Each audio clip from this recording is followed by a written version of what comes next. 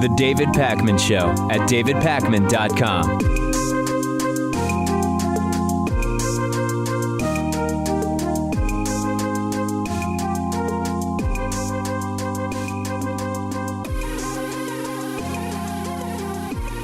President Obama is going to free Chelsea Manning. In 4 months, Chelsea Manning will be set free because President Obama has commuted almost all of her remaining prison sentence. You'll remember Chelsea Manning, the Army intelligence analyst convicted as Bradley Manning at the time of a 2010 leak, which exposed military and diplomatic activities around the world.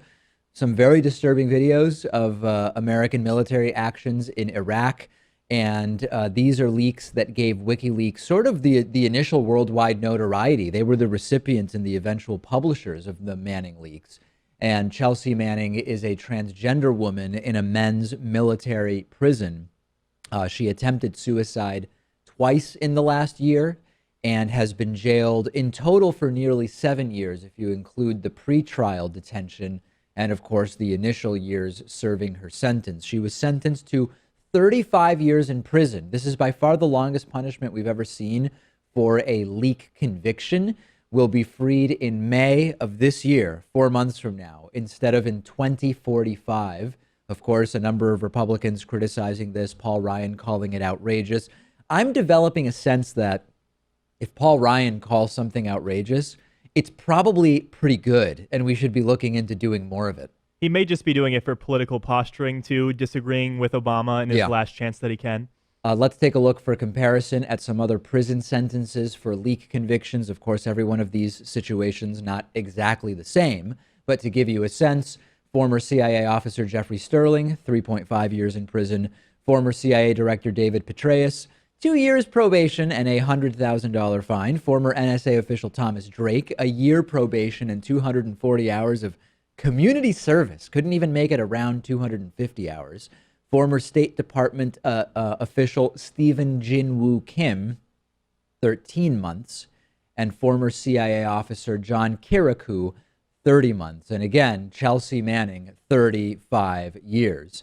I believe that this is correct. Chelsea Manning exposed crimes, brutal war crimes. People are asking, well, why not Edward Snowden? The Snowden situation is objectively different in many ways. Number one, we may correctly assess that the activities Snowden exposed are sort of not efficient activities for the government to be doing, bulk surveillance, NSA record, bulk record collection, etc., but not illegal, made legal by the Patriot Act and other provisions that were passed. Number two, Edward Snowden, normally presidential pardons are for people convicted in the U.S. Snowden is in another country and he's not been convicted of anything. And we're talking about a drastically different scenario. And some people, Rachel, talk about preemptive pardons, but those are very rare. I mean, we saw that in the case of Nixon, right? We saw a preemptive pardon. We saw it from Jimmy Carter absolving people coming back. People during the Vietnam era, absolving people who violated the Military Selective Service Act through draft evasion. If anybody was holding their breath for a preemptive pardon of Edward Snowden, they were probably going to run out of breath pretty soon, I guess is the point. They were definitely going to run out of breath, but I feel as though the distinction between them both is very difficult, but where it becomes even harder is to measure it, because I would maybe argue that some of the leaks helped prevent the continuation of the Iraq war, because we had all these disclosures about the horrible crimes that the U.S. troops are committing, and then effectively later on they were pushed out. But how do you measure that? You can't measure objectively, but I think when you look at this on paper, Pat, you see the exposing of crimes versus the exposing of activities which maybe people didn't know were going on, but could have if they had been paying attention for the previous years.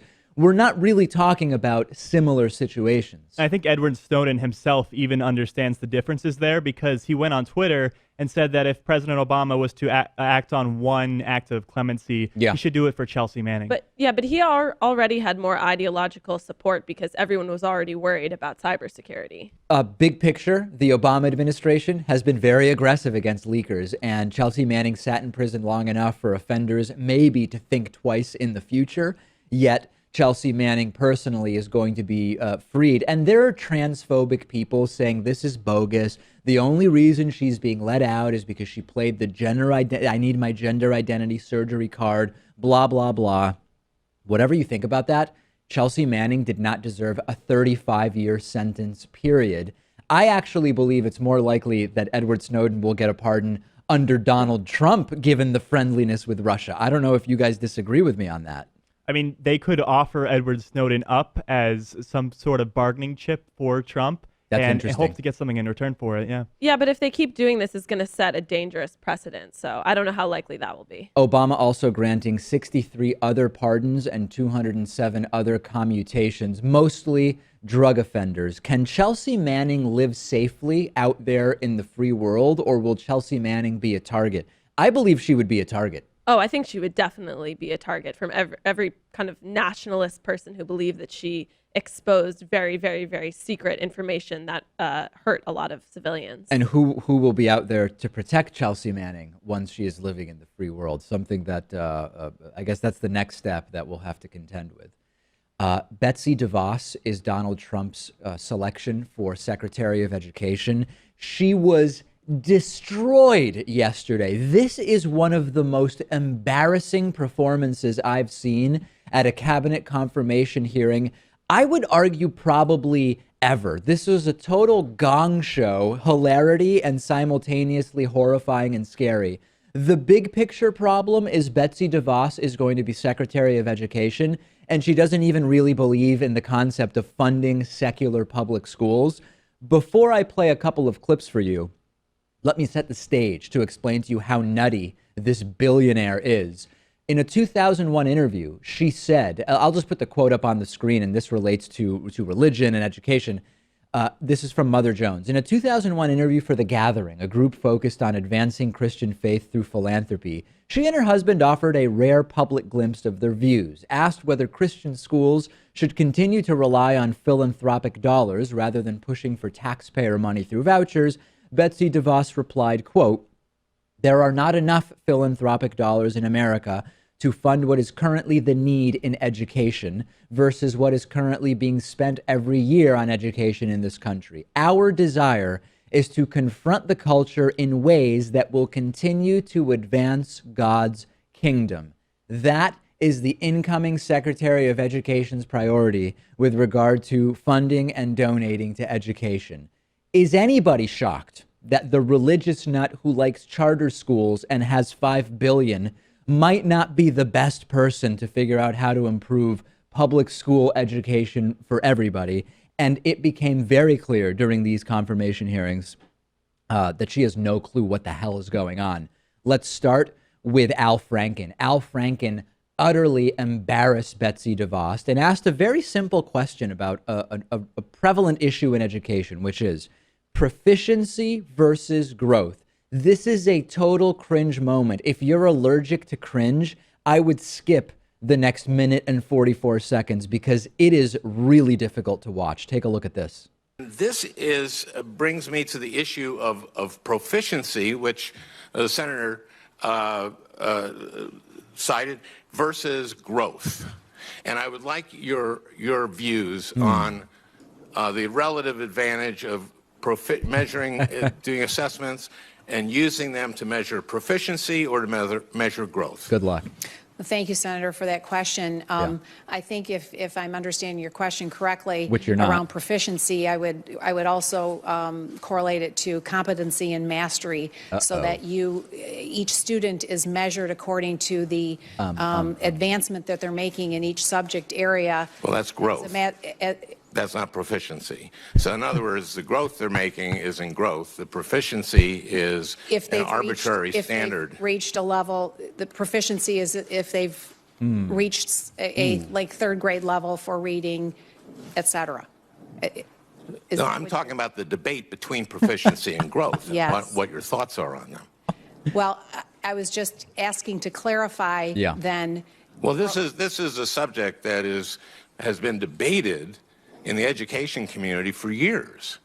And I've advocated growth, as the chairman and every member of this committee knows, because with proficiency, teachers ignore the kids at the top who are not going to fall below proficiency, and they ignore the kid at the bottom who, no matter what they do, will never get to proficiency.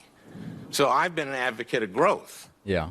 But it surprises me that you don't know this issue. I'm not surprised. Yeah. That's difficult to watch, isn't it? I almost start to feel bad for her, except then I remember she's got $5 billion and would destroy public education. So then I'm like, okay, maybe she deserves to be embarrassed here. That is difficult to watch. Yeah, it's very difficult to watch. I mean, I guess we've seen this before with Trump when he doesn't understand kind of the fundamental purpose of an issue or a topic that he's better though at delaying and not answering. She just didn't clearly expose Pat that she has no idea what's going on. But he also has Kellyanne. Yes, he has Kellyanne Conway. And given that it's with Al Franken, it kind of reminds me of his SNL days, and this is just a parody. Right. No, it's indistinguishable from a parody. Okay. Next, Betsy DeVos said she's not going to rule out adding a lot of guns to schools because of grizzly bears. Do you think that guns have any place in or around schools? I think that's best left to locales and states to decide. If the underlying question is, you can't say definitively today that guns shouldn't be in schools. Well, I will refer back to Senator Enzi and the school that he was talking about in Wapiti, Wyoming.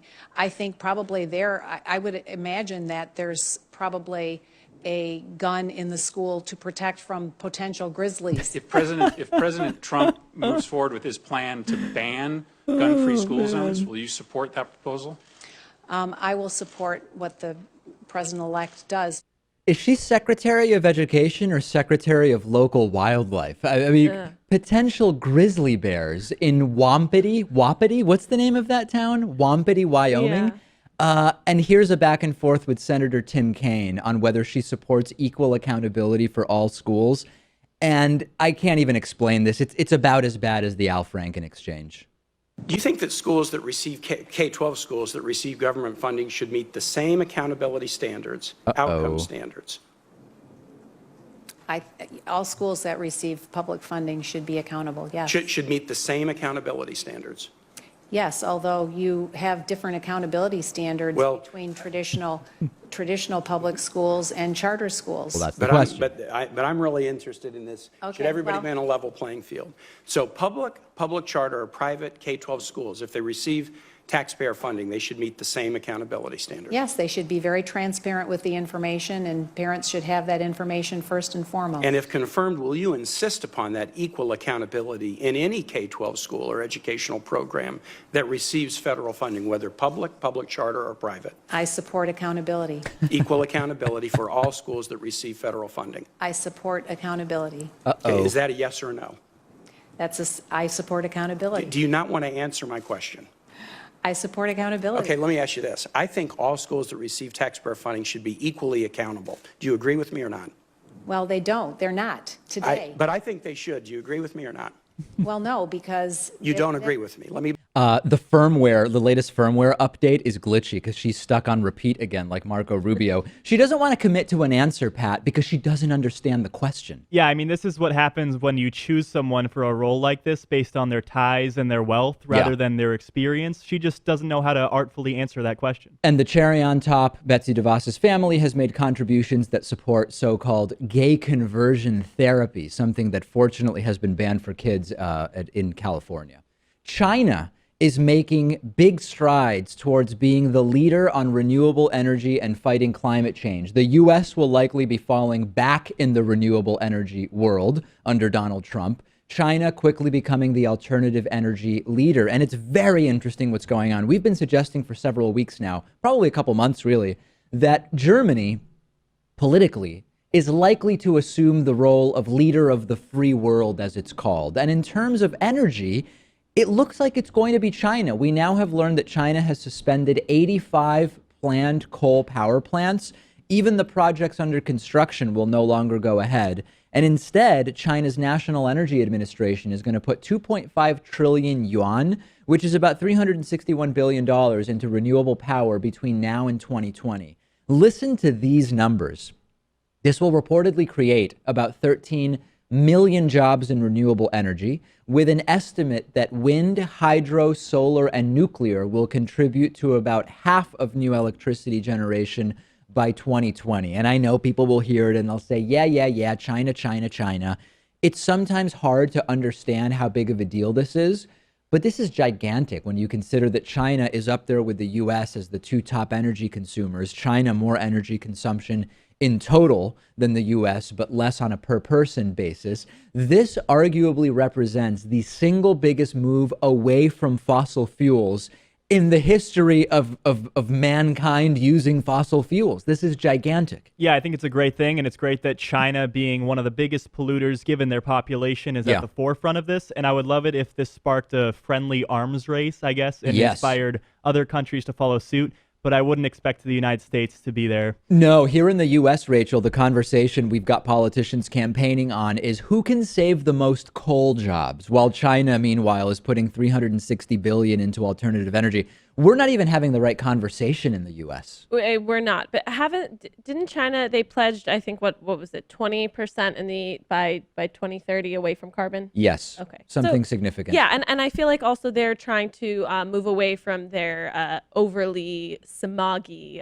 reputation. Okay, well, that's the other thing, which is China has a particular need to do this as well. Many of their urban areas are unlivable because of pollution. I was going to tell you that there are thousands of deaths a year from pollution in China. And I remembered the stat wrong. It's thousands of deaths per day, 4,400 deaths per day in China because of polluted air. So yes, China has a particularly acute need to do this. But whatever the reason is, they are very quickly becoming the leaders when it comes to this. And I wish that our politicians in the U.S. could understand, especially Republicans, because they're the most against from moving away from fossil fuels. The leader with alternative energy gains not only an economic advantage, but a geopolitical diplomatic advantage. Because when you say, hey, we're country X and we really need to make progress and go to the authority on the future of energy, do we go to Trump, who's trying to save coal jobs, or do we go to China, which has invested this amount of money in renewable energy? I think the answer is obvious, and Republicans seem to be missing the point. Send me your thoughts about this. I'm on Twitter @DPakman. We'll take a break and be back after this. The David Pakman Show at davidpakman.com.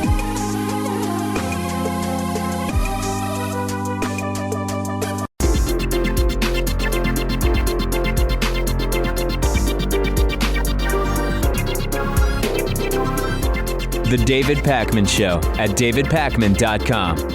Today's new member of the day is Darren Ryan. Darren, thank you so much for being a David Pakman Show member. You can sign up and join Darren at davidpakman.com/membership.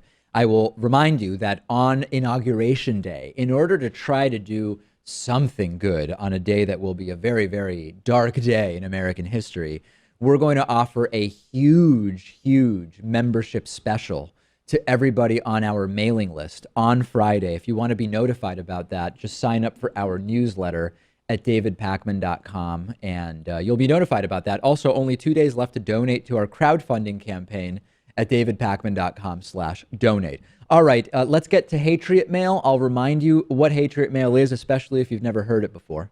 The right of the people to keep and bear hate shall not be infringed. Hatriot Mail. Written by patriots who hate David Pakman. Because America. And because freedom. This week's Hatriot Mail has a lot of the buzzwords that are common in Trumpian language. Let's take a listen and see if we can make heads or tails out of it.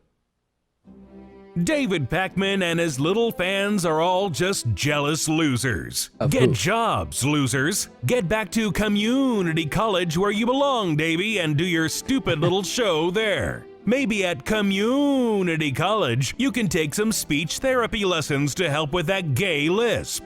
Losers like you have never worked a day in your worthless lives. Loser like you live in mommy's basements and collect free Obama bucks because you're victims and entitled. Okay? Get to your safe space, snowflake. It's weird because this isn't like a safe space special snowflake trigger warning show. It's sort of weird that someone would criticize us for that.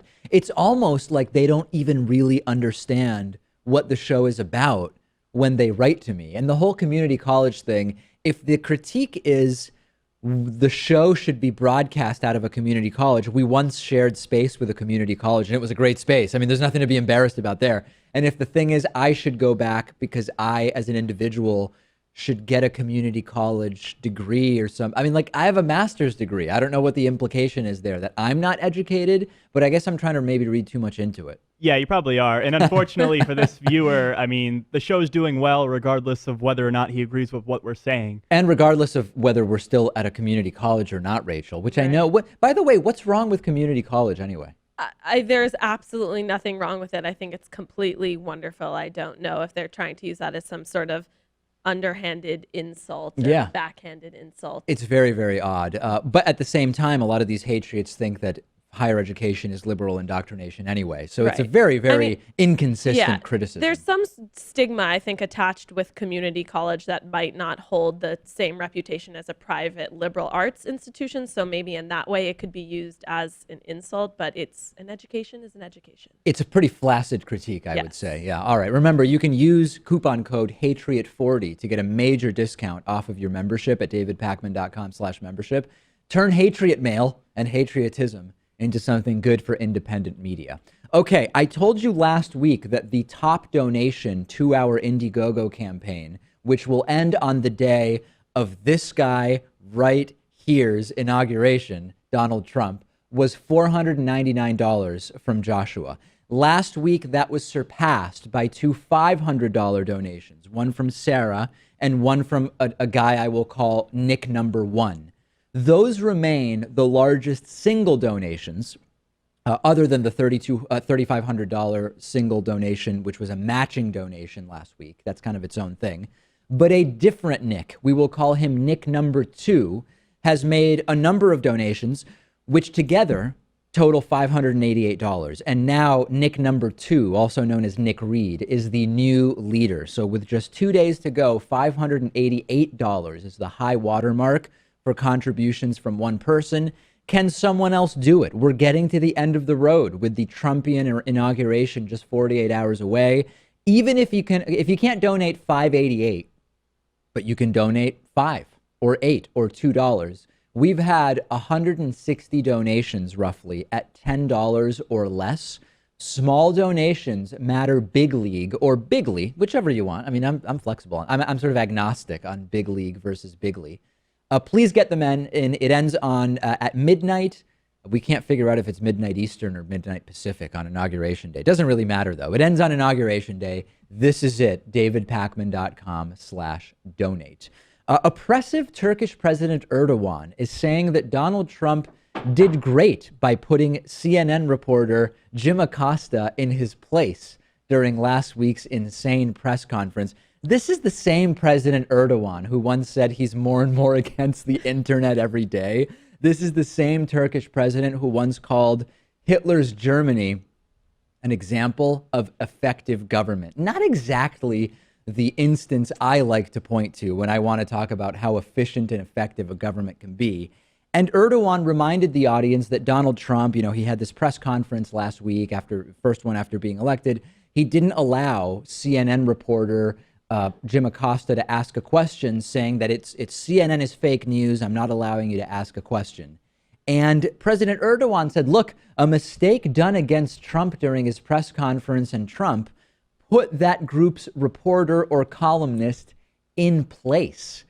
Wow. Really a ringing endorsement from yet another oppressive authoritarian strongman for Donald Trump. he's collecting these endorsements one after another. Yeah, and I completely disagree with this sentiment. I think Trump not wanting to answer a question or even take a question from Jim Acosta was a sign of weakness. It was like he was running away from the confrontation. Yeah, clearly he couldn't even really handle it. And Rachel, we are really seeing, I don't know that, they use this term a bro fest. I don't know if that's what we're seeing, but Turkish leader Erdogan went on to say, I believe we will accelerate dialogue when Mr. Trump takes office.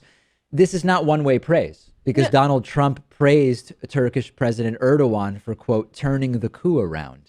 I mean, he is kind of the father of censorship of media. During the 2013 uprisings, when you turned on the television, instead of seeing coverage of the demonstrations, you would see cooking shows. That's right. It was Turkish cooking shows pretending nothing's going on. Everything. Don't look out your window. Keep your eye on the TV and how to boil garlic or whatever. Right, because a lot of the owners' business interests relied on the government, so they kind of steered clear of covering the demonstrations, and then there was the ban on Twitter so that protesters couldn't organize. So if anything, this should not be surprising at all. No, especially when Trump's talking about making it easier to sue media outlets, libel lawsuits, etc. When I heard Erdogan talked about putting a journalist in his place, I was thinking, in Turkey, isn't putting a journalist in their place either putting them in jail or killing them? I mean, this is not exactly the guy you want to be taking praise from when it comes to handling media. A ringing endorsement, the world's diplomatic community really coming to the support of Donald Trump. Even Fox News reporter Shepard Smith said that Trump shouldn't be treating reporters like this, although Shepard Smith isn't exactly the rule, but rather the exception at Fox News. The headline is, yet another authoritarian leader of a country that ranks among the worst in the world when it comes to freedom of the press, who has been systematically silencing opposition and demolishing democracy, is standing up, Pat, for Trump against the, quote, biased media. Yeah, Erdogan, Duterte, Vladimir Putin. I mean, these people should all really just have a club of strongman authoritarian types that pat each other on the back. And some people will write this off as, hey, politics makes strange bedfellows, doesn't mean anything about Trump. No, this is a guy who appeals in Trump to all the wrong people because of what he says and what he promises to do. It's authoritarians backing authoritarians. And Pat mentioned the Filipino President Duterte story, which I won't rehash for you now. Trump is the best. He wins at everything, including getting the most unusual endorsements, I guess. You can talk about this with us on Reddit at davidpakman.com/REDDIT. Back after this. The David Pakman Show at davidpakman.com.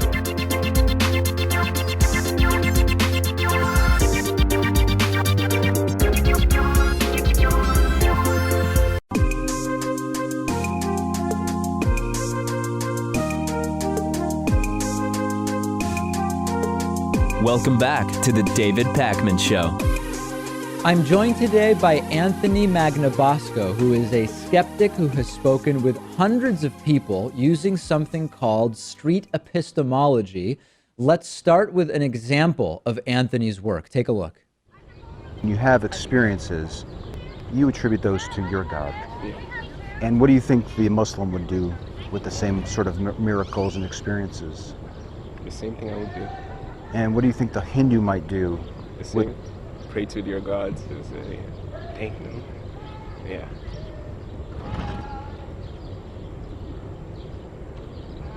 Is 100% the right spot to be if that's really the case, on the confidence of your belief? 100%.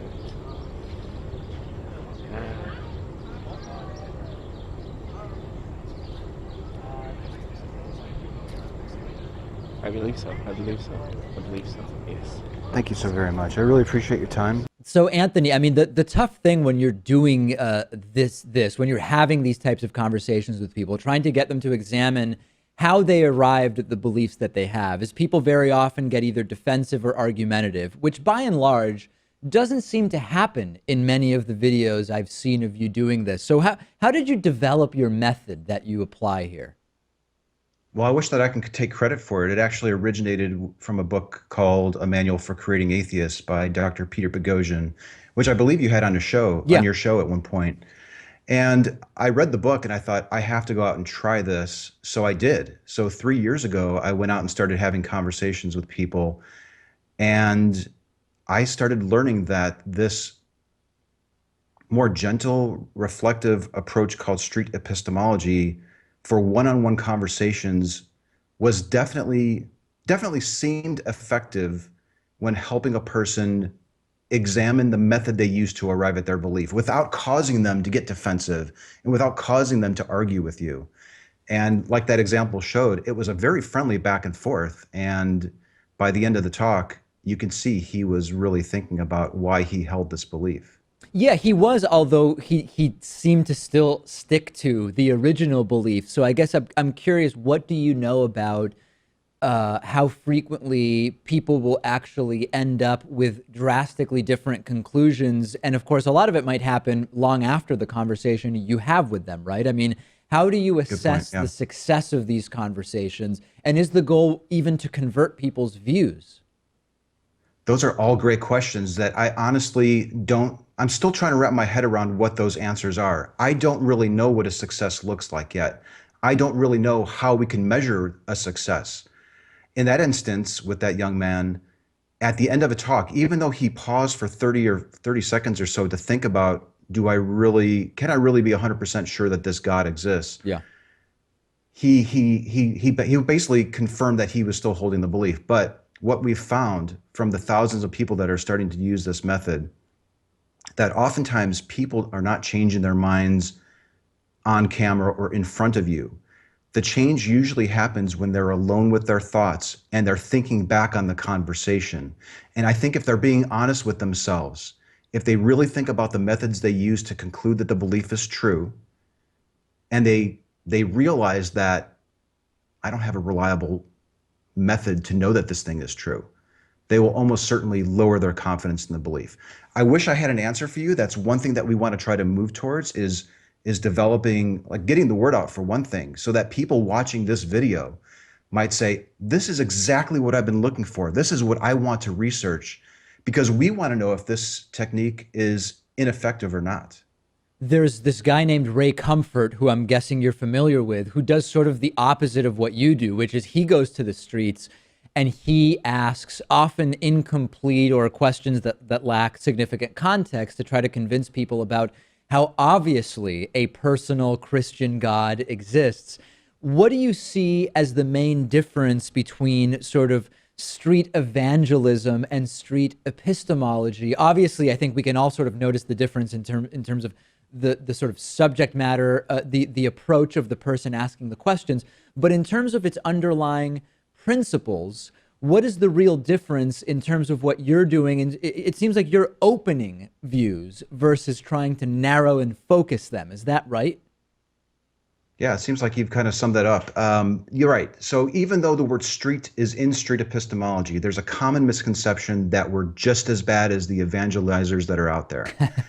And if you were to just watch one or two videos, watch the whole thing through, and I think you'll notice that very rarely would we tell somebody what to think or proclaim that we have the truth and let me correct you on your worldview so that I can steer you the right way. That's not at all what's going on in these conversations. These conversations are largely based on me asking questions. Tell me what you think. Tell me why you think it. How can you be so sure that it's true?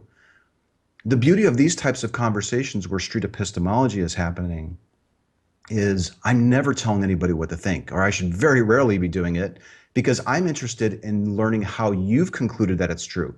And that back and forth, that Socratic questioning back and forth with a person seems to help a person reflect on how they formed the belief in a way that doesn't cause them to be defensive. And when you watch a street evangelist engaging with an atheist, for example, or somebody else on the street, or even a different believer who just disagrees on the doctrine, they're often very contentious. And I think that's probably one of the things you might notice right away is that the conversations are so friendly. What is not an effective method for doing what you do? I mean, is it that being less friendly approach? That's part of it. But one of the main things that sets street epistemology apart from even debating, even if you were an atheist going out to debate a believer, or I think that global man-made climate change is real, and I go out and try to talk to people and present facts. What we're learning from the scientific community is that presenting people with facts in a one-on-one situation that contradicts their belief is more than likely going to cause them to double down on their belief and believe it even more. Sure. So street epistemology is a complete end run around that. Street epistemology is based on the hypothesis that people's beliefs are very tightly conflated with their self. So when I challenge a belief that you might have with facts, more than likely you might see that as an affront to your own identity. Well, it seems in particular with religion, right? Because I think with religion in particular, many people have such their entire worldview and identity is heavily tied up in whatever their religion may be. So I think that what you're saying about by challenging your beliefs, you're challenging your sense of self. It's particularly true with religion, isn't it? Very much so. What we found is that these deeply held beliefs. Now, if I'm having a conversation with somebody about, and I heard this example on a recent podcast, whether you prefer paper or plastic bags when you grocery shop. In a one-on-one conversation, I might actually be able to provide you with facts to convince you that the method that you're choosing is not the best for the environment. You might be open to it. But if it's political, if it's religious, if it's tied to who you are more than likely going to become more defensive if I were to present you with facts. But if I were to present you with questions about how you arrived at your belief, which is what street epistemology is all about, what method did you use to conclude that the belief is true?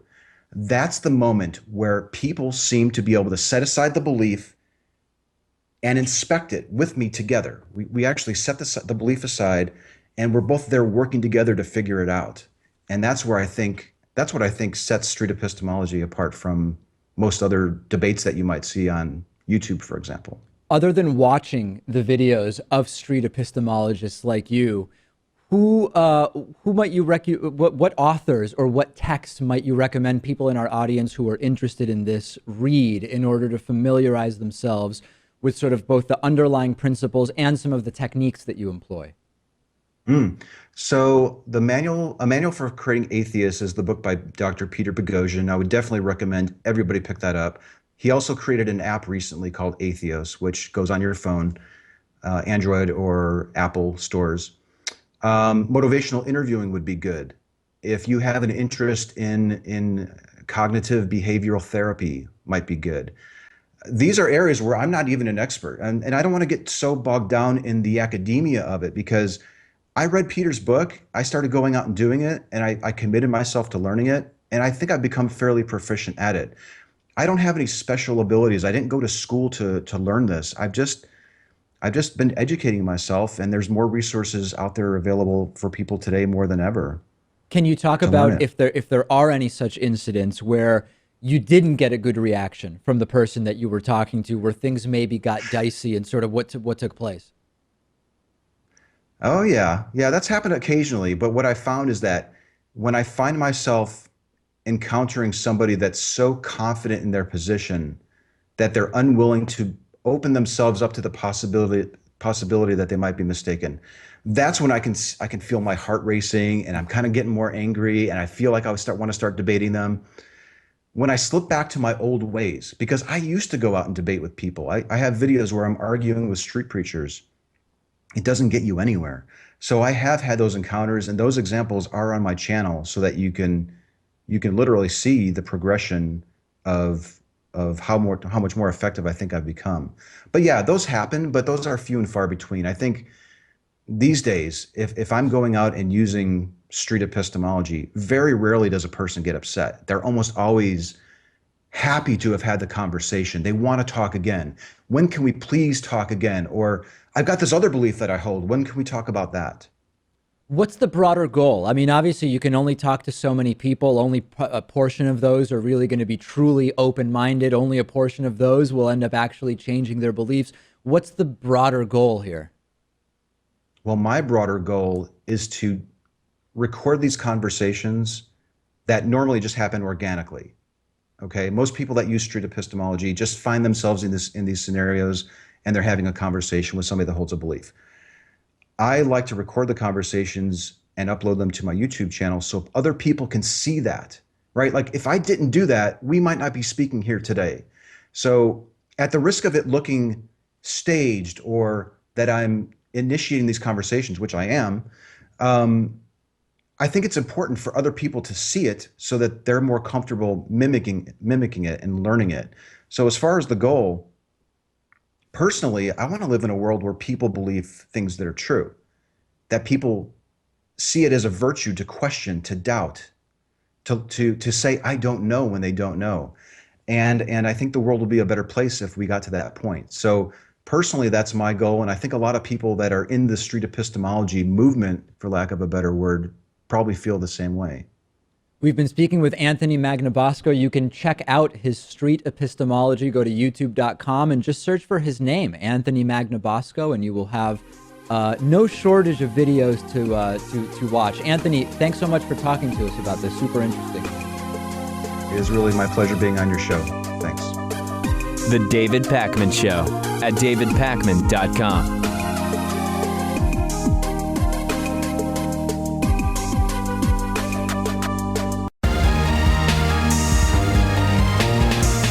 The David Pakman Show at davidpakman.com.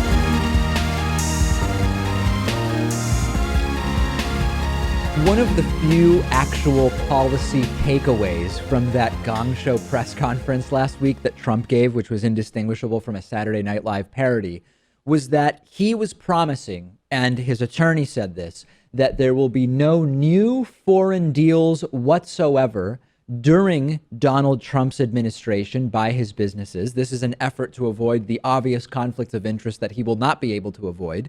And also that any pending new deals that are foreign will be stopped. That was the promise made by Donald Trump and via his attorney at last week's Gong Show press conference. Unfortunately, and I know that it's very, very soon for this to already be happening, it's sort of weird, a multi-million-dollar expansion of Donald Trump's Scottish golf resort is going to be happening. The Aberdeenshire Council has approved a new 18-hole golf course and more housing at Trump International Golf Links, Scotland.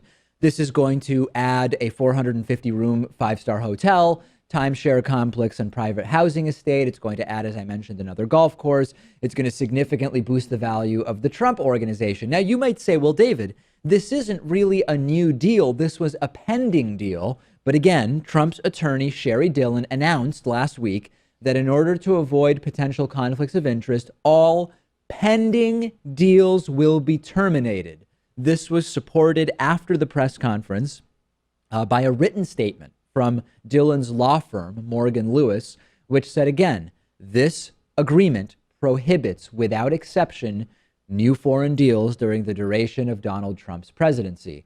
Obviously, the Trump transition team was questioned. Last week, you say new foreign deals. Days later, you've got a new golf course and hotel in Scotland. They said that this is an expansion. This is not a new deal, and it was never a pending deal. Quote, implementing future phasing of existing properties does not constitute a new transaction, so we will proceed. Who believes this?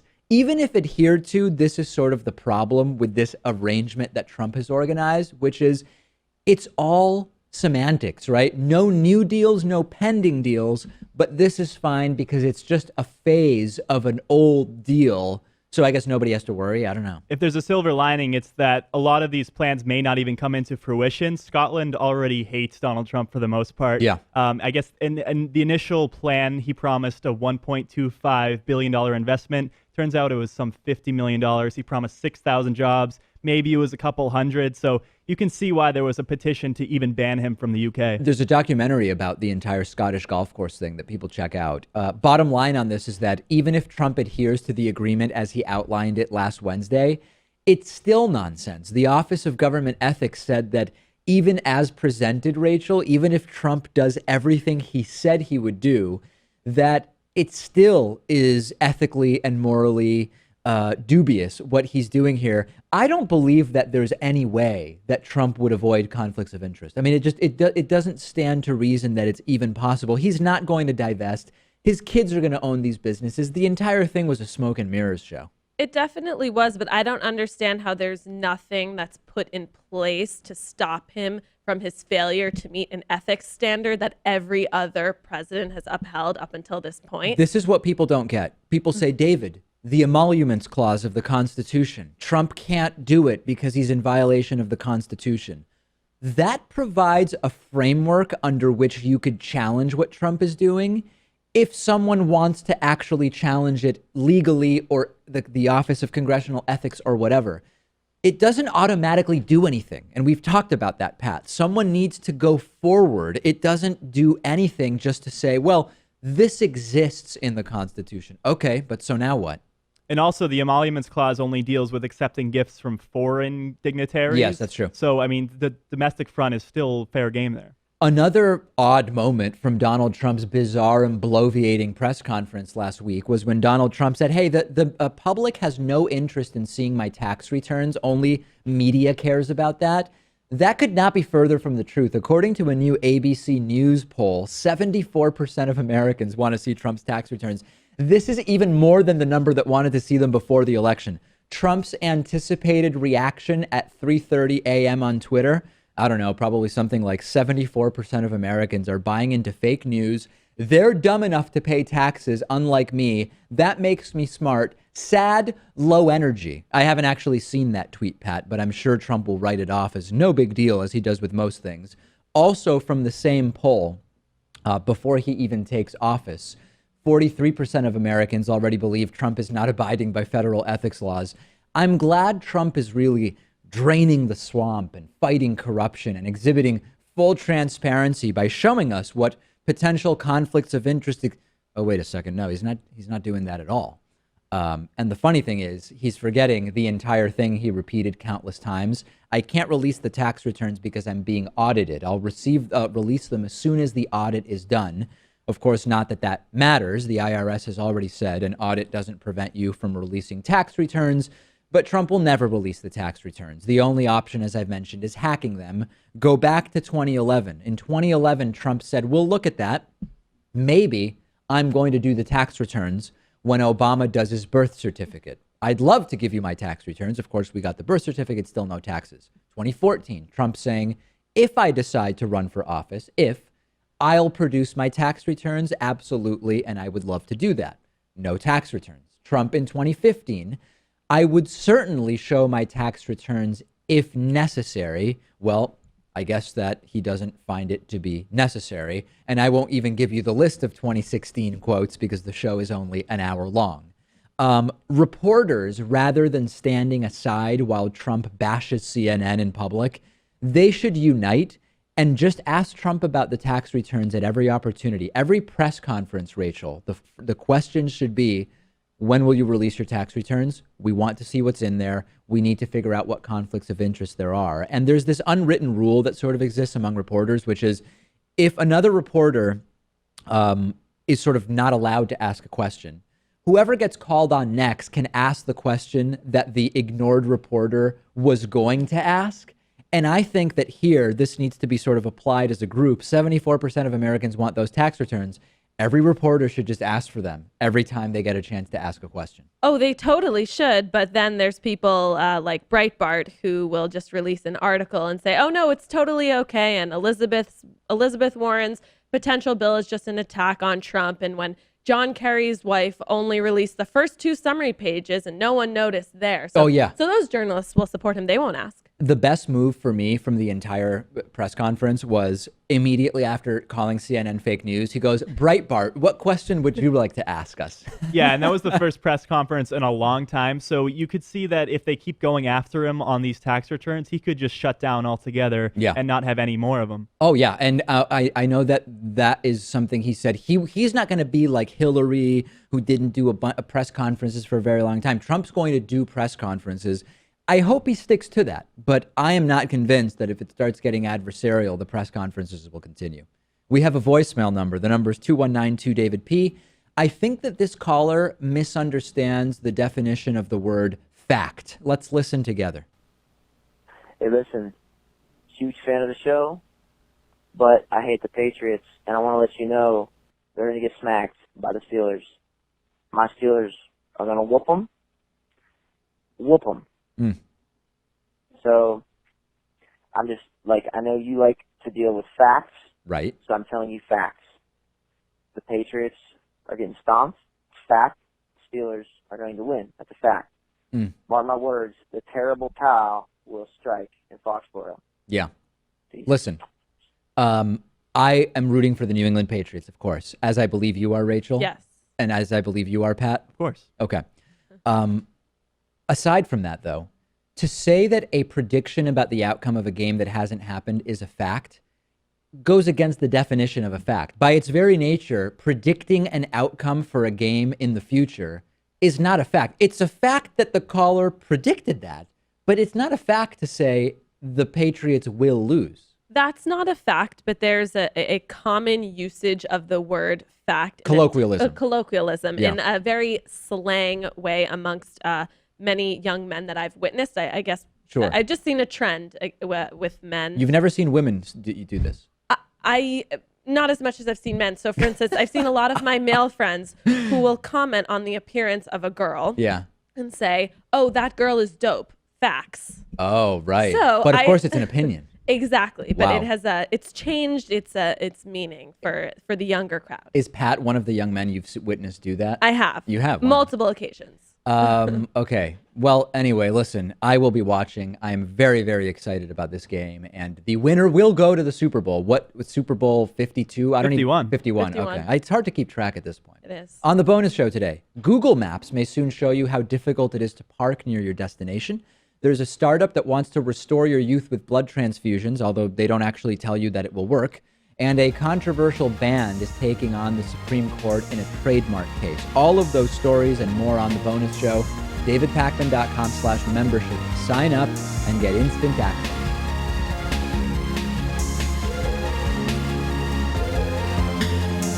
The David Pakman Show at DavidPakman.com.